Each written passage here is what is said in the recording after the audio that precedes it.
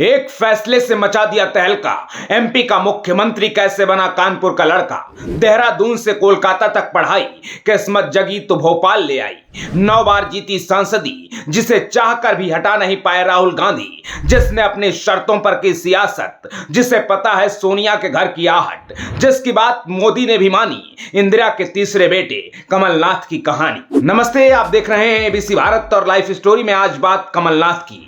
कमलनाथ और कांग्रेस का करीब 60 साल का रिश्ता है। वो गांधी परिवार के सबसे करीबी नेताओं में से हैं। आयरन लेडी इंदिरा गांधी को कमलनाथ मां कहकर बुलाते थे और वो भी कमलनाथ को बेटा मानती थी। कमलनाथ संजय गांधी और राजीव गांधी के खास सिपह सलार रहे। राजीव के बाद सोनिया राहुल के भी सलाहकारों में शामिल रहे। 9 बार के लोकसभा सांसद कमलनाथ का जन्म नवंबर 1946 में यूपी के कानपुर में एक व्यवसायी परिवार में हुआ था। पिता महेंद्र नाथ एक बड़े कारोबारी थे। उन्होंने फिल्म डिस्ट्रीब्यूशन और पावर ट्रांसमिशन की कंपनियां स्थापित की थी। कमलनाथ ने शुरुआती पढ़ाई देहरादून के प्रतिष्ठित स्कूल दून में की, जहां वो संजय गांधी के क्लासमेट थे। यहीं से कमलनाथ की संजय गांधी के साथ गहरी दोस्ती हो गई। बाद में कमलनाथ ने कलकत्ता यूनिवर्सिटी से बीकॉम किया। संजय गांधी से दोस्ती की वजह से कमलनाथ ने पॉलिटिक्स को करियर बनाया और 1968 में वो यूथ कांग्रेस से जुड़ गए। आपातकाल के दौरान संजय गांधी ने युवा नेताओं की एक कोर टीम बनाई थी। संजय गांधी की टीम में जगदीश टाइटलर, कमलनाथ, आर.के. धवन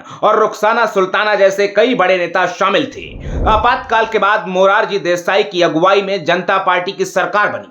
नई सरकार ने संजय गांधी और सरकार की मनमानियों की जांच के लिए शाह कमीशन बनाया। संजय गांधी को किस्सा कुर्सी का फिल्म की रील और प्रिंट जलाने के मामले में तिहाड़ जेल भेजा गया। पत्रकार विनोद मेहता ने अपनी किताब संजय गांधी अनटोल्ड स्टोरी में यह किस्सा लिखा है। संजय जब जेल में थे तो इंदिरा गांधी को संजय गांधी की सुरक्षा की चिंता सताने लगी। इसी दौरान कमलनाथ एक केस की सुनवाई में जज से भिड़ गए। नाराज जज ने कमलनाथ को 7 दिन के लिए तिहाड़ जेल भेज दिया। इस घटना के बाद कमलनाथ गांधी परिवार के वफादारों में शामिल हो गए। इस बीच मोरारजी देसाई की सरकार आपसी कलह के बाद 1979 में गिर गई। कांग्रेस के समर्थन से चौधरी चरण सिंह 28 जुलाई 1979 को प्रधानमंत्री बने।